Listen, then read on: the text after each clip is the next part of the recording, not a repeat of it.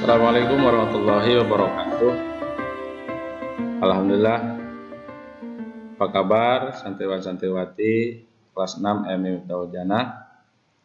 Bertemu lagi dengan Bapak. Kali ini kita akan belajar tentang sejarah kebudayaan Islam atau SKI yang akan kita bahas.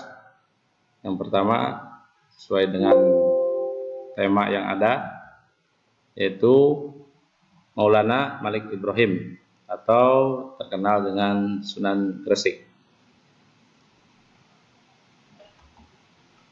Yang pertama akan kita bahas yaitu tentang Wali Songo, walaupun pada pertemuan yang lalu sudah Bapak bahas sebagian apa itu Wali Songo, tapi tidak ada salahnya kita bahas atau kita review ulang kembali apa itu Wali Songo. Wali Songo terdiri dari dua kata, yaitu wali dan songo atau sanga. Wali artinya orang yang dipercaya atau orang yang ditugaskan. Kemudian yang kedua adalah songo atau sanga, yang artinya adalah 9 atau angka 9 dalam bahasa Jawa. Artinya wali songo adalah orang-orang yang dipercaya atau yang ditugaskan untuk menyebarkan agama Islam di Pulau Jawa. Jumlahnya anggotanya ada 9 orang, ada 9 wali. Kemudian mereka mendapat gelar yaitu Sunan atau Raden. Seperti Maulana Malik Ibrahim ini bergelar Sunan Gresik karena beliau menyebarkan Islam di daerah Gresik. Kemudian menyebarkan agama Islam di Pulau Jawa dimulai pada abad ke-14. Jadi Wali Songo ini adalah orang-orang yang mendapat tugas untuk menyebarkan agama Islam di Pulau Jawa. Kemudian silsilah dari Maulana Malik Ibrahim atau Sunan Gresik ini, dari mana beliau berasal? Yang pertama, beliau berasal dari Kasan atau Persia. Ini menurut Agus Sunyoto bahwa asal muasal dari Sunan Gresik ini berasal dari daerah Persia, itu dari negara Persia. Juga ada yang mengatakan bahwa Sunan Gresik atau Maulana Malik Ibrahim ini berasal dari Turki, kemudian mengembara ke daerah Gujarat atau India karena di sana terdapat atau mayoritas umat Hindu di daerah India ini. Jadi ketika beliau ke Pulau Jawa, Wali Songo atau Sunan Gresik ini ke Pulau Jawa untuk menyebarkan Islam, kebetulan mayoritas pada waktu itu agama di Pulau Jawa yaitu Hindu dan Buddha. Jadi tidak canggung lagi. Kenapa? Karena Maulana Malik Ibrahim atau Sunan Gresik ini sudah terbiasa hidup bersama orang-orang Hindu di daerah Gujarat, India ini. Kemudian Sunan Gresik ini wafat di Gresik dan dikuburkan di Gresik juga pada tahun 1419 Masehi. Kemudian orang yang pertama kali mendakwahkan Islam di tanah Jawa. Jadi Sunan Gresik ini adalah orang atau yang ditugaskan pertama kali mendakwahkan Islam, menyebarkan agama Islam di tanah Jawa. Berikutnya itu seputar pengertian dari Wali Songo dan silsilah dari Sunan Gresik ini. Kemudian materi berikutnya adalah perjuangan Maulana Malik Ibrahim atau Sunan Gresik ini. Apa saja atau metode apa saja yang dilakukan oleh Maulana Malik Ibrahim atau Sunan Gresik ini dalam menyebarkan agama Islam di tanah Jawa ini, wabil khusus di daerah Gresik dan daerah sekitar dari Gresik ini. Adapun perjuangan dari Sunan Gresik ini diantaranya yang pertama adalah berdakwah dengan cara berdagang. Kebetulan beliau ini seorang wali yang mempunyai keahlian dalam berdagang. Berdagang beliau tunjukkan dengan cara secara Islami dakwahnya dengan mulai berdagang diantaranya yaitu berdagang dengan jujur, dengan sopan. Kenapa? Karena pada waktu itu masyarakat di Pulau Jawa ini ketika ada yang asing atau misalkan yang baru, mereka akan menghampirinya. Nah, kemudian beliau ini, Sunan Gresik ini termasuk orang yang baru datang ke tanah Jawa, kemudian para penduduk sekitar menghampiri beliau, tapi disambut dengan ramah, dengan baik, dan alhamdulillah dagangan beliau laku atau laris. Karena apa? Karena beliau ini mempunyai sifat jujur, baik, ramah tamah terhadap sama manusia. Jadi banyak orang tertarik terhadap Sunan Gresik ini.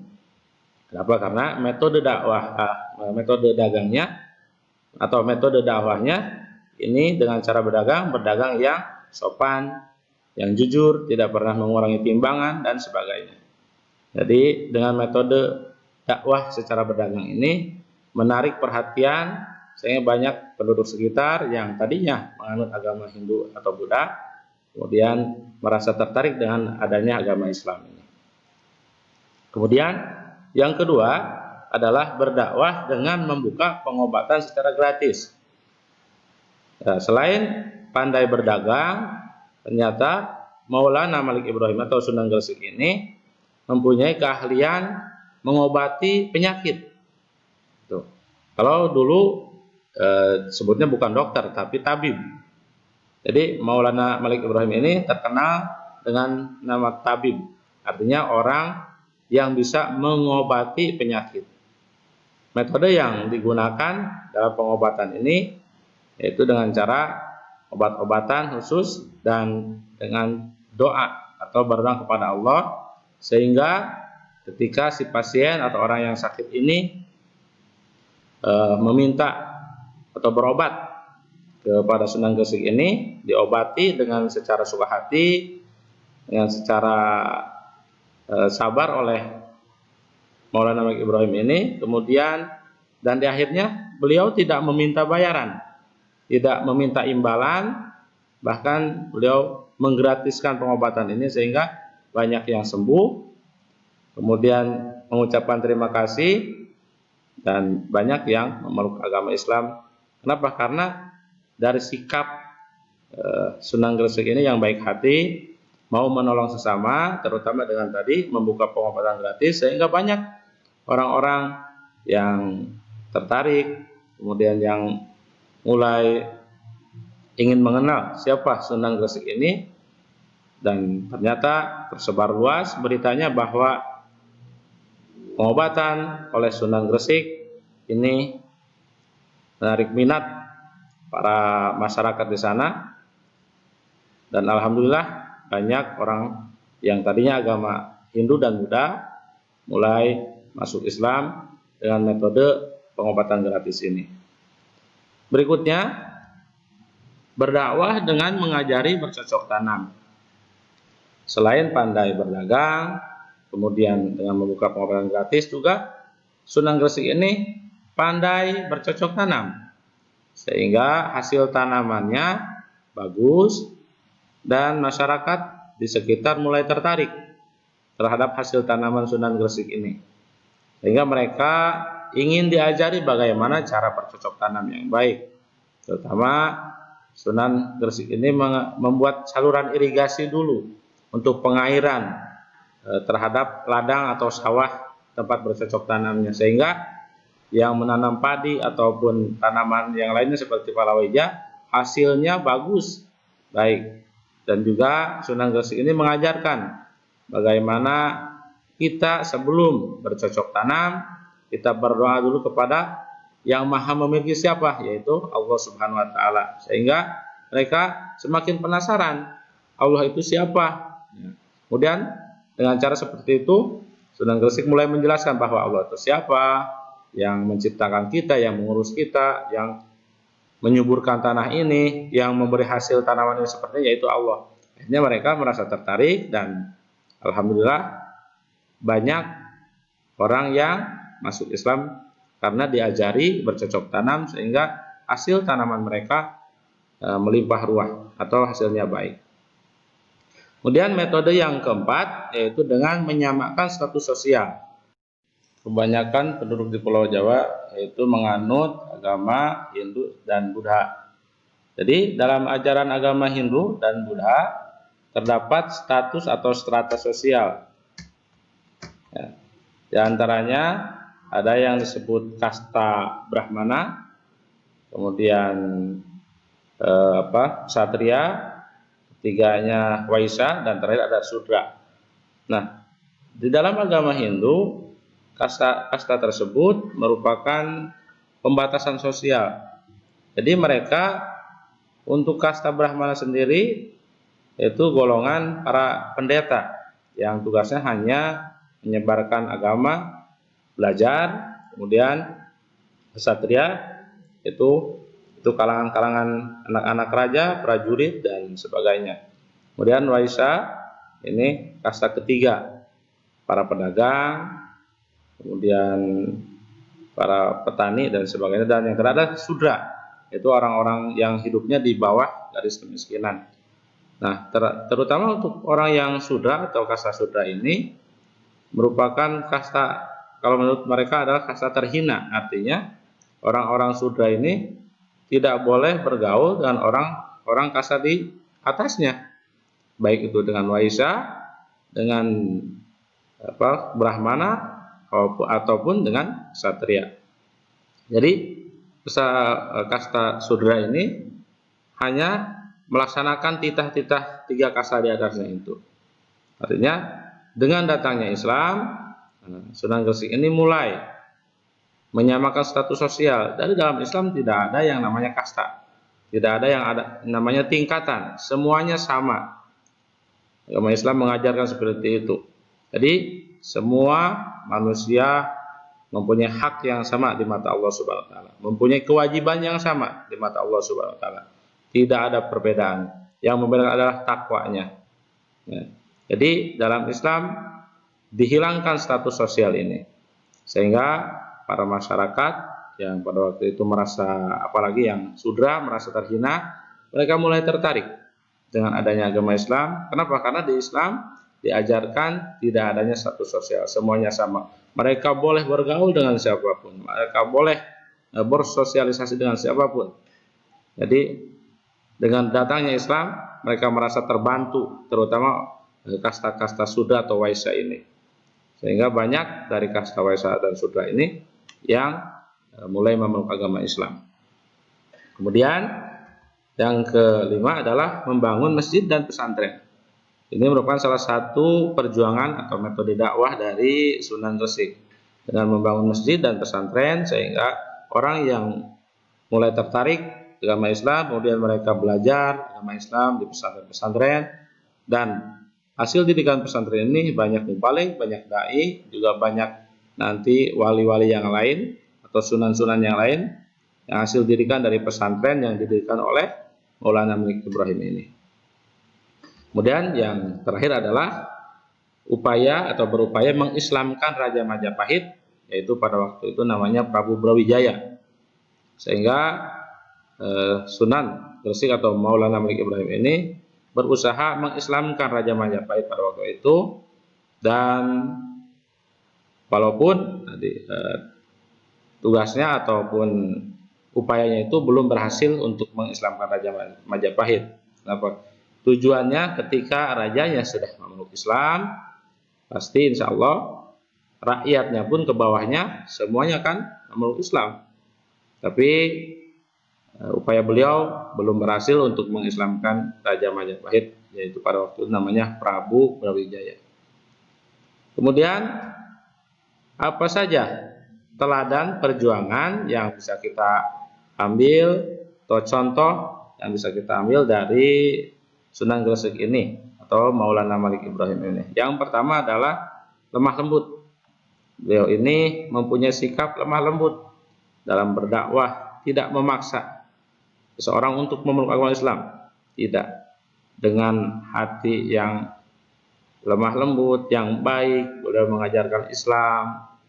Islam itu rahmatan lil alamin, tidak ada paksaan dalam Islam, sehingga mereka dengan senang hati memeluk agama Islam. Kemudian apa? Yang kedua adalah welas asih atau kasih sayang. Terbukti dengan apa? Dengan metode pengobatan gratis diantaranya. Ketika orang sakit diobati, diberi obat, kemudian sembuh dan tidak memungut biaya sepeser pun dari pengobatan ini. Itulah bukti bahwa Sunan Gresik ini mempunyai sifat kasih sayang terhadap sesama manusia. Kemudian ramah tamah, ini juga menjadi modal yang berharga bagi Sunan Gresik ini, yaitu sifat ramah tamah. Beliau ramah terhadap sesama manusia. Dalam berdagang beliau ramah, dalam berdakwah dengan metode pengobatan ramah, dengan berdakwah melalui pesantren dan masjid juga beliau ramah tamah. Artinya sikap yang beliau tunjukkan membuat orang di sekitarnya merasa aman, nyaman. Kenapa? Beliau termasuk orang yang ramah lembut, ulas asih, dan juga ramah tamah terhadap sesama. Kemudian selain itu juga beliau mempunyai tanggung jawab, sifat tanggung jawab yang baik. Beliau kan diutus untuk menyebarkan agama Islam di Pulau Jawa ini. Dengan penuh tanggung jawab, dengan sepenuh jiwanya beliau rela mengorbankan jiwa hartanya untuk menyebarkan agama Islam. Itulah bukti bahwa beliau ini mempunyai sifat tanggung jawab terhadap tugasnya. Kemudian yang kelima adalah bijaksana. Juga beliau mempunyai sifat yang bijaksana. Di antaranya tadi, ketika orang diajak masuk Islam tidak dipaksa, silahkan. Ya, bebas. Agama Islam tidak memaksa orang untuk memeluk agama Islam. Silakan dengan kesadaran jiwa, kesadaran diri yang mau memeluk agama Islam silahkan, tidak pun tidak apa-apa. Inna dina indallahi Islam. La ikraha fid din. Ya, tidak ada paksaan dalam agama. Kenapa? Karena agama Islam adalah agama yang diridhai oleh Allah Subhanahu wa taala. Kemudian yang terakhir adalah bermanfaat untuk orang lain. Kenapa? Karena Sunan Gresik ini ternyata menarik perhatian orang lain. Banyak manfaatnya untuk orang sekitarnya. Tadi mulai dari pengobatan gratis, itu kan bermanfaat sekali untuk masyarakat sekitar. Kemudian apa? Mengajari bercocok tanam, cara bertani yang baik seperti apa, itu kan diajarkan oleh Sunan Gresik ini. Artinya Sunan Gresik ini sangat bermanfaat untuk orang lain. Khairun nas anfa'uhum linnas, dan sebaik-baiknya orang adalah orang yang paling bermanfaat di antara kalian. Mudah-mudahan kita semua termasuk bisa mencontoh teladan perjuangan Sunan Gresik ini. Yang pertama, beliau memiliki sifat lemah lembut, kasih sayang terhadap sesama, kemudian ramah tamah, tanggung jawab terhadap tugasnya, bijaksana, juga bermanfaat untuk orang lain. Mungkin itu saja yang bisa Bapak sampaikan. Untuk latihannya silahkan dikerjakan. Terima kasih, mohon maaf apabila banyak kekurangan dan kesalahan. Assalamualaikum warahmatullahi wabarakatuh.